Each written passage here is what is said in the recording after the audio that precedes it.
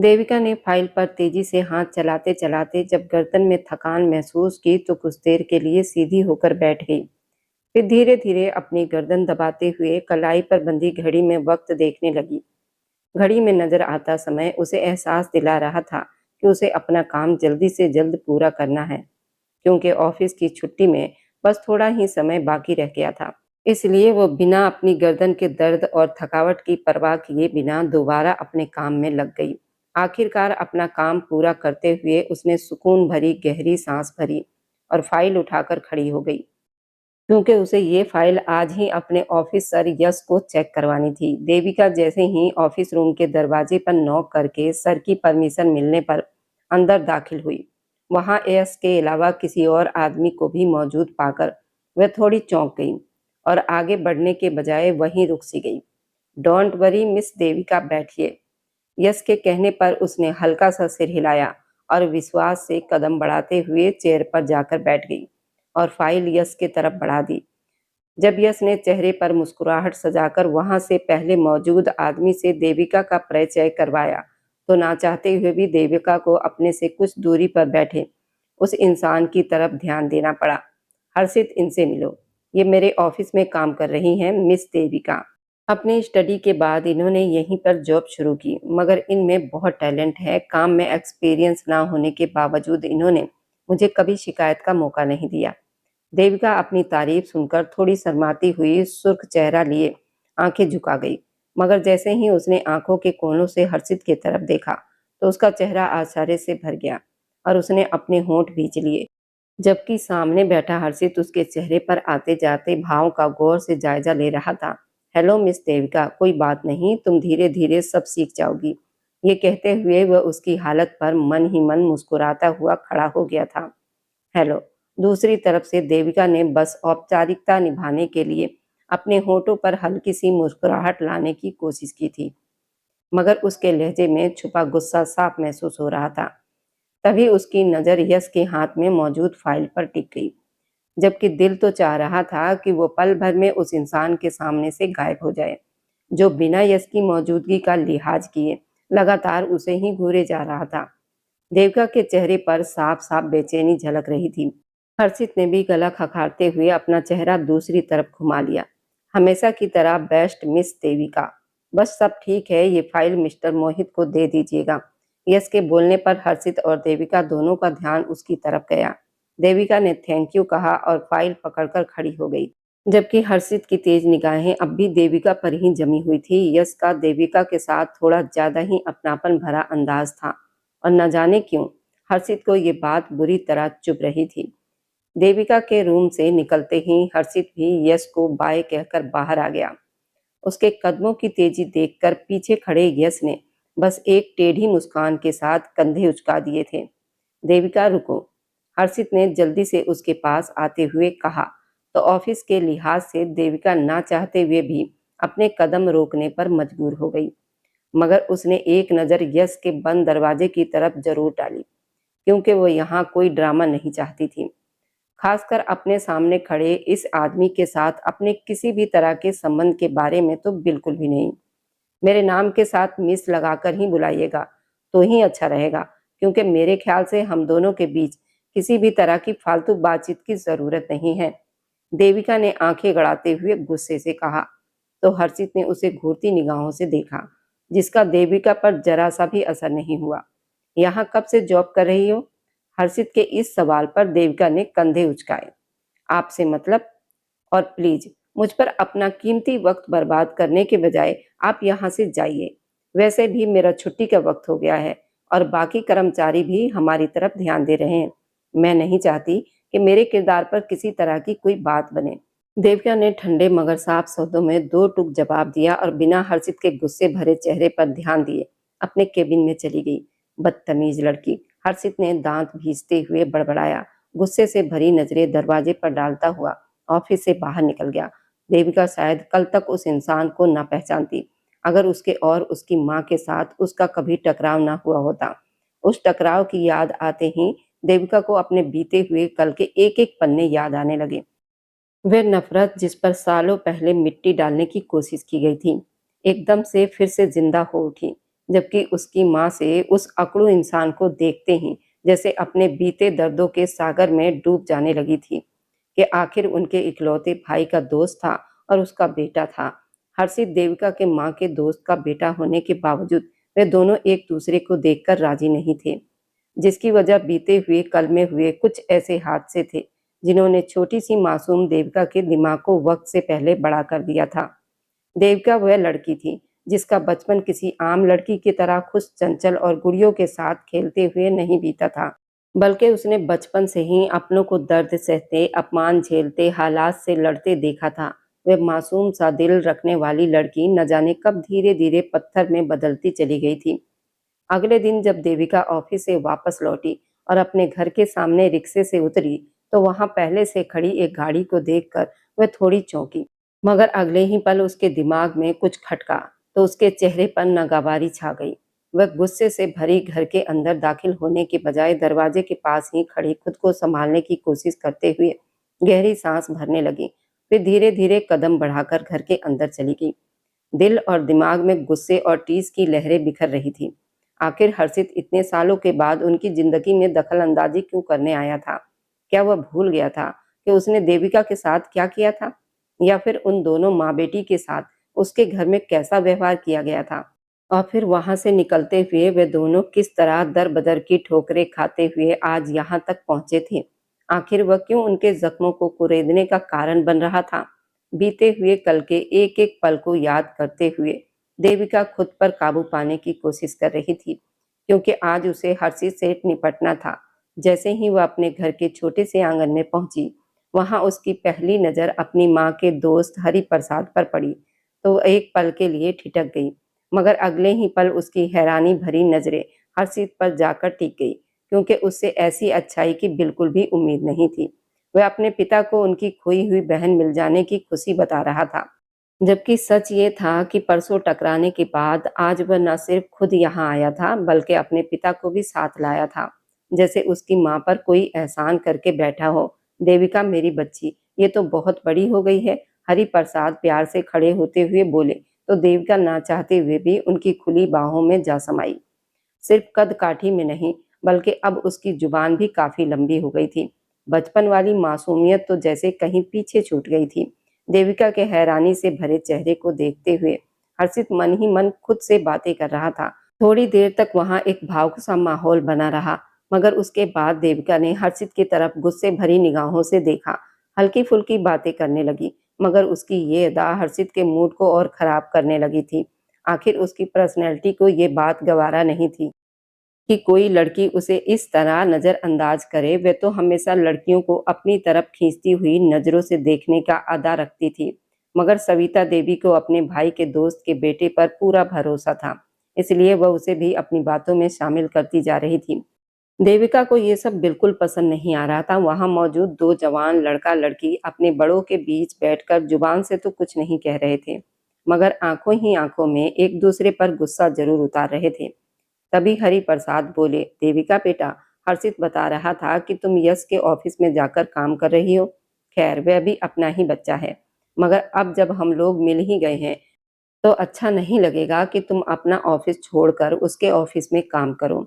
अगर ये बात घर घर में पहुंची तो औरतें बात का बतंगड़ बना देंगी।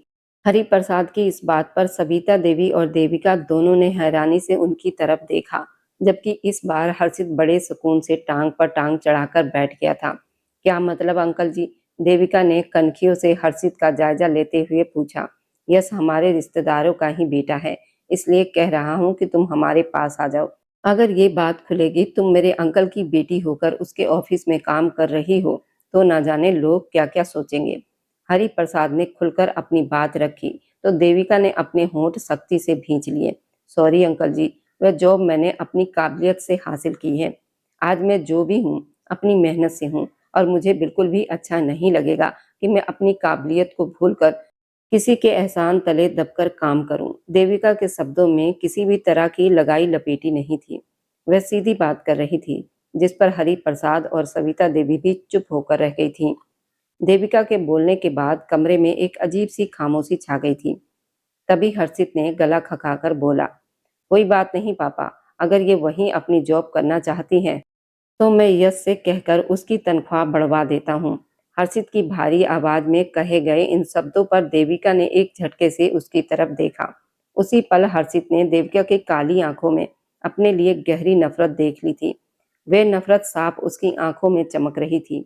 देविका को ऐसा लगा था जैसे हर्षित आज उसके घर आकर उस पर अपनी दौलत और हैसियत का रोब झाड़ने आया हो। ये बात देविका को सीधा अपनी इज्जत पर चोट जैसी लगी थी। उसके दिल में चुभी ये बात हर्षित के लिए उसकी नफरत को और ज्यादा बढ़ा गई थी। मैं बता चुकी हूँ, मुझे किसी की मदद की जरूरत नहीं, और वैसे भी मैं बहुत जल्द उस जॉब से रिजाइन करने वाली हूँ, क्योंकि मुझे कहीं भी अपने लिए हमदर्दी का ड्रामा नहीं चाहिए। देविका सख्त शब्दों में अपनी बात पूरी करके वहां ठहरी नहीं, सीधे अपने कमरे में चली गई थी। पीछे हरि प्रसाद, सविता देवी शर्मिंदगी से हर्षित को उसके व्यवहार के बारे में समझाने लगे थे। हरि प्रसाद ने उन्हें अपने साथ लगाते हुए अपनापन जताया और कहा, कोई बात नहीं सविता देवी, मैं जानता हूँ वक्त की परेशानियों ने बच्ची पर गहरा असर डाल दिया है। हरि प्रसाद बड़े अफसोस से बोल रहे थे, जबकि हर्षित उन्हें चलने का इशारा करते हुए उठ खड़ा हुआ था। जब सविता देवी ने शर्मिंदगी भरी नजर उससे मिलाई, तो उसने बस हल्का सा सिर हिलाकर उनसे विदा ली। वे दोनों बाप बेटा फिर आने का कहकर वहां से चले गए थे। सविता देवी, जो इतने सालों के बाद अपने भाई के दोस्त से मिलकर बहुत खुश हुई थी, अब उनकी वह खुशी देविका के व्यवहार की वजह से थोड़ी फीकी पड़ने लगी थी। मगर वो देविका को उसके व्यवहार के लिए कुछ कह भी नहीं सकती थी, क्योंकि वह दिल ही दिल में जानती थी आखिर देविका ऐसा व्यवहार क्यों कर रही है। सूरज की रोशनी खत्म होते ही रात का अंधेरा हर तरफ फैलने लगा था। ऐसे ही समय में एक बेहद भीड़ भाड़ वाली सड़क पर लोगों की भीड़ जमा दिखाई दे रही थी। लगता था वहां किसी का एक्सीडेंट हुआ था, इसलिए इतने लोग वहां इकट्ठे हो गए थे। हर्षित ने गुस्से में अपनी गाड़ी रोकी और इधर उधर नजर दौड़ाई। तभी उसकी नजर एक लड़की पर पड़ी, जिसे देखकर उसे एक पल के लिए देविका का गुमान हुआ। वह थोड़ा परेशान सा हुआ और खुद को गाड़ी से बाहर निकलने से रोक नहीं पाया। जब वहां लोगों की भीड़ को चीरता हुआ वह आगे बढ़ा, उसने देखा देविका एक घायल औरत के पास झुकी हुई थी। वहां देविका ही एक अकेली लड़की थी जो उस जख्मी औरत की मदद कर रही थी। बाकी सब लोग तो बस तमाशा देख रहे थे। कई लोगों ने तो अपने मोबाइल निकालकर वीडियो बनानी भी शुरू कर दी थी। हर्षित ने एक घूरती हुई नजर उन सब पर डाली और गुस्से में सबको वहां से हटने का इशारा किया। देविका, तुम ठीक हो? क्या हुआ? हर्षित उसके पास आते हुए बोला, तो देविका ने चौंकते हुए उसकी तरफ देखा। फिर हर्षित ने पहली बार देविका के परेशान चेहरे पर अपने आने से थोड़ा सुकून उतरते हुए देखा। हाँ, मैं ठीक हूँ हर्षित, मगर ये लेडी ठीक नहीं है, इन्हें तुरंत अस्पताल लेकर जाना पड़ेगा। देविका ने फिलहाल के लिए अपने चेहरे पर थोड़ा सा संयम लाते हुए स्थिति को समझाया। हर्षित ने तुरंत अपने सिक्योरिटी गार्ड को इशारा किया और उस घायल औरत को सावधानी से गाड़ी के पिछली सीट पर लिटवा दिया। धन्यवाद, देविका ने धीरे से कहा और उस जख्मी औरत के पास बैठने के बजाय हर्षित के बराबर वाली सीट पर आकर बैठ गई, ताकि वह रास्ते में भी उस औरत पर नजर रख सके।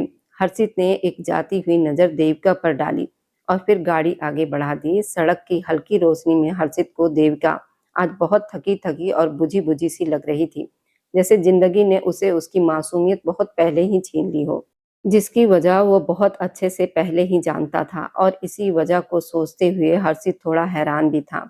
आखिर आज उस मैडम ने उसकी गाड़ी को अपने काम के लिए कैसे इस्तेमाल करने दिया, जबकि वही लड़की थी जो अपनी छोटी सी समस्या भी उसे बताने से कतराती थी। उसे किसी तरह की मदद लेना तो जैसे अपनी शान के खिलाफ समझती थी। पता नहीं आज उसका घमंड कहाँ जाकर सो गया था। देविका ने जैसे ही यश का हर्षित से रिश्ता जाना था, उसने तुरंत वहां जॉब छोड़ दी थी, और आजकल वह जिस जगह पर जॉब कर रही थी वह उसके घर से काफी दूर भी था। मगर वह अपने घमंड और जिद में हर सुबह शाम इतना लंबा सफर तय करके खुद को थकाती रहती थी। जख्मी औरत की मरहम पट्टी करवाने के बाद देविका ने उसके घर वालों को खबर दी और अब अस्पताल के कमरे में बैठी वह अपनी माँ को फोन पर अपनी परेशानी और घर देर से पहुंचने की वजह बता रही थी। वहीं दूसरी तरफ धीरे धीरे हर्षित को उस जिद्दी और घमंडी लड़की की एक नरम साइड भी नजर आने लगी थी। जिस तरह वो बिल्कुल अनजान होते हुए भी उस औरत का ख्याल रख रही थी। उसे साफ मालूम होता था कि उसके दिल में बहुत हमदर्दी थी, बस ऊपर से वो खुद को सख्त दिखाने का दिखावा करती थी, और शायद इसके पीछे भी जिंदगी की ही मार थी। थोड़ी देर के बाद जैसे ही वह औरत अपने पति को देखकर होश में आई और हर्षित और देविका एक साथ देखा तो वे दोनों पति पत्नी उनका बार बार धन्यवाद करने लगे। हर्षित तो बेफिक्र से अपनी पैंट की दोनों जेबों में हाथ डाले खड़ा उनकी बातें सुन रहा था, जबकि देविका को जैसे झटका सा लगा था। वह सुर्ख चेहरा लिए बस नामात्र के लिए सिर हिलाती उस औरत को देख रही थी।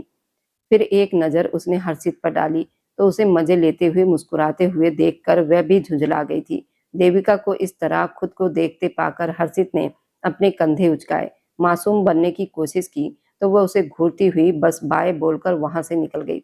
हर्षित ने भी जल्दी से उसकी तरफ देखा था। वह उसे घर छोड़कर फिर अपने घर जाने का सोच ही रहा था, मगर कुछ ही दूरी पर जाते ही जब देविका ने अपने पीछे हर्षित को आते देखा तो वहीं रुक गई और पलटकर आईब्रो चढ़ाए सवालिया नजरों से उसे देखने लगी। मेरे पीछे क्यों आ रहे हो? देविका के इस सवाल पर हर्षित की भवें तन गई। ये लड़की सच में पागल थी, बिल्कुल पागल। तो क्या तुम्हें अस्पताल में ही डेरा डालने दूं? हर्षित के तेज शब्दों पर देविका ने अपने होंठ दबाए और पलट गई, मगर जैसे ही अस्पताल के बेड के गेट से बाहर निकलकर उसने अपने घर जाने के लिए रिक्शा ढूंढना शुरू किया तो हर्षित उसे अपनी उम्मीद पर पूरा उतरते देख दांत पीस कर रह गया। उसे लगा था अब ये जरूर गाड़ी में बैठने के लिए उससे विनती करेगी, मगर यहाँ तो मामला ही उल्टा था। भगवान ने इस लड़की में कितना घमंड भरा हुआ है, हर्षित मन ही मन बड़बड़ाया। देविका रुको, कहाँ जा रही हो? गाड़ी इधर है, हर्षित ने पीछे से उसे आवाज दी तो वह आंखें ऊपर चढ़ाए गुस्से से पलट गई। मैं अपने घर जा रही हूँ, वह आपकी गाड़ी है, आपको मुबारक। उस वक्त मुझे जरूरत थी इसलिए मैंने आपसे मदद ली थी, जिसके लिए मैंने पहले ही आपको धन्यवाद कह चुकी हूँ। अब अपनी राह लीजिए और मुझे अपने रास्ते जाने दीजिए। मेरी माँ घर पर मेरा इंतजार कर रही होंगी। इतना कहकर वह सामने खड़ी एक टैक्सी को रोकने के लिए हाथ उठाकर इशारा करने लगी। ये देखकर हर्षित का सब्र जवाब दे गया। उसने आगे बढ़कर उसका बाजू पकड़ लिया और उसका चेहरा अपनी तरफ घुमा दिया। बस बहुत हो गया, वह दांत भींचते हुए बोला और फिर जबरदस्ती उसे अपनी गाड़ी की तरफ खींचने लगा, क्योंकि उसके अलावा उसे और कोई चारा नजर नहीं आ रहा था। देविका अचानक से इस हरकत से चौंक गई और झुंझलाकर झपटने लगी, मगर मजाल थी हर्षित पर उसकी बातों का कोई असर पड़ता। क्या समस्या है आपकी? आप मेरे साथ ऐसे जबरदस्ती नहीं कर सकते।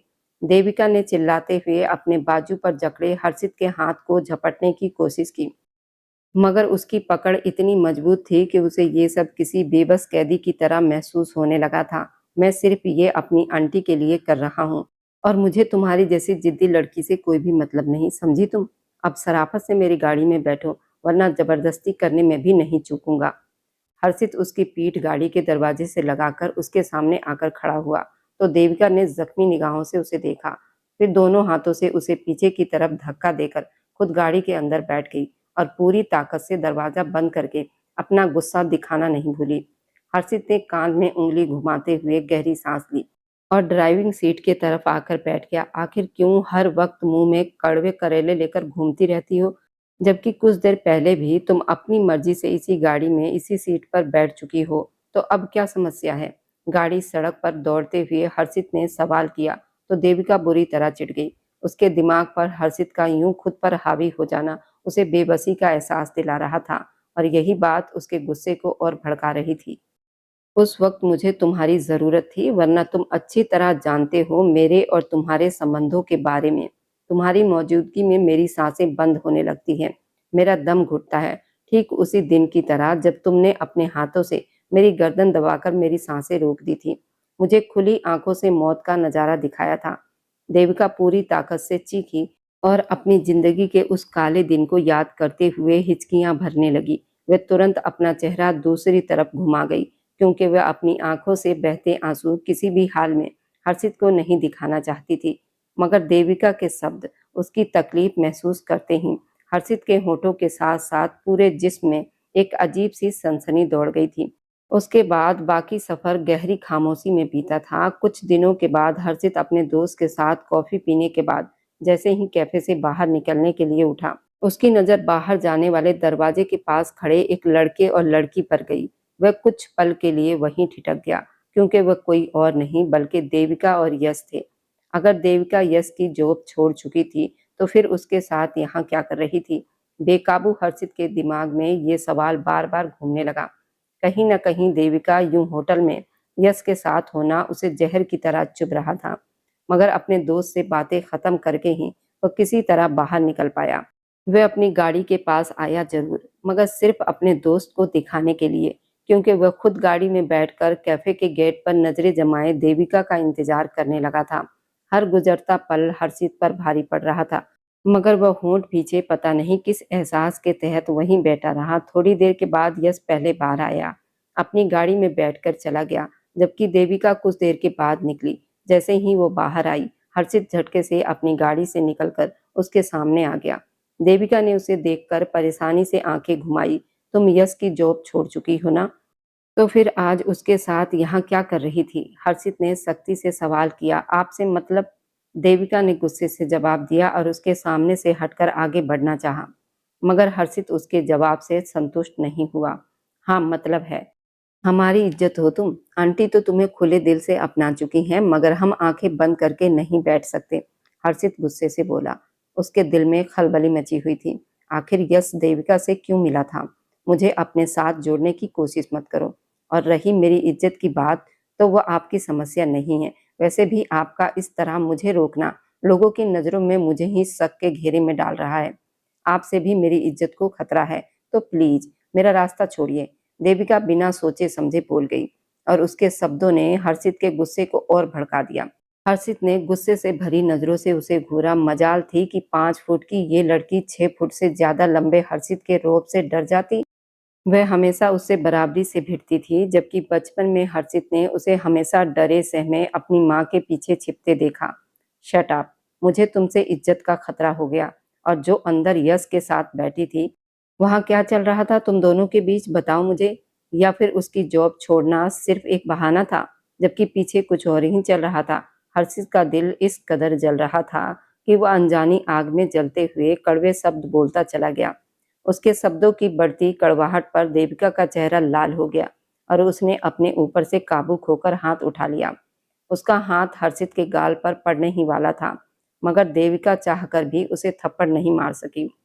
हर्षित ने उसके उठे हुए हाथ को देखा और होंठ भींच कर रह गया। वह उसके और करीब आया, मगर देविका डरने के बजाय वहीं डटी रही और उसकी आंखों में आंखें डालकर खड़ी हो गई। खबरदार, जो मेरे किरदार पर कीचड़ उछाला तो आज मैं कमजोर नहीं हूँ, समझे?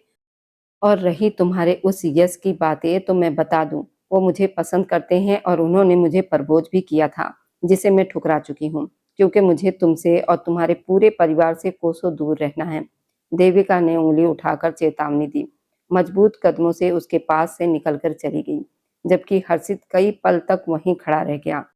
देविका की नफरत यश के प्रपोज करने की बात सुनकर वह अंदर तक सुन्न हो गया था। उसके दिल में न जाने कौन सी बात बंदूक की गोली की तरह चुभ गई थी। उन दिनों जब हर्षित खुद को अपने दिल की बढ़ती बेचैनी और जज्बात समझने की कोशिश कर रहा था, तभी उसके सामने देविका का शादी का कार्ड आ गया।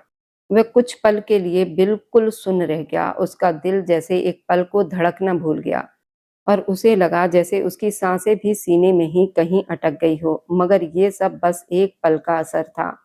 अगले ही पल उसकी सांसें और दिल की धड़कन सामान्य हो गई। आखिर देविका उसका बीता हुआ कल थी। वह कैसे उसका खुशहाल भविष्य बन सकती थी? वह उसे कभी स्वीकार नहीं करती। और फिर हर्षित उसके मम्मी का सहेली का बेटा और उसके मामा के लड़के का दोस्त भी था। हरि प्रसाद के बेटे अर्जुन का दोस्त था। ऐसे में उसकी मोहब्बत को कैसे अपनाती? जी हाँ, मोहब्बत। हर्षित उससे दिल लगा बैठा था, ये जानते हुए भी कि देविका उससे बेइंतहा नफरत करती है। न जाने कैसे उसके दिल में ये मोहब्बत घर कर गई थी।